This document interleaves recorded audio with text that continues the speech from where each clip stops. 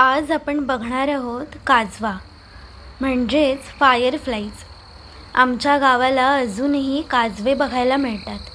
तर असंच एकदा आम्ही गावी असताना एक काजवा आमच्या रूममध्ये उडून आला आणि मला तो पहिल्यांदाच इतका जवळून बघायला मिळाला.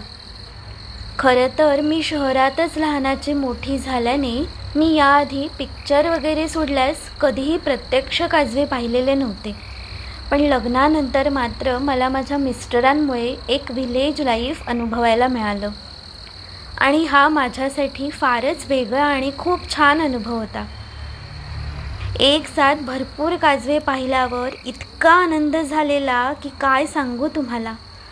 पण ते मात्र माझ्या मोबाईलच्या कॅमेऱ्यात येऊ शकलं नाही, म्हणून ते तुम्हाला दाखवू शकत नाही. ही गोष्ट आहे 5 वर्षांपूर्वीची बरं का. आणि आता प्रदूषणामुळे म्हणा किंवा नेटवर्कसाठीचे जे मोठमोठे टॉवर उभे राहिलेत त्यामुळे म्हणा, तिथेही म्हणजे गावी असे दुर्मिळ कीटक आता हळूहळू लोप पावत आहे आणि हे एक आपलं दुर्दैवच आहे.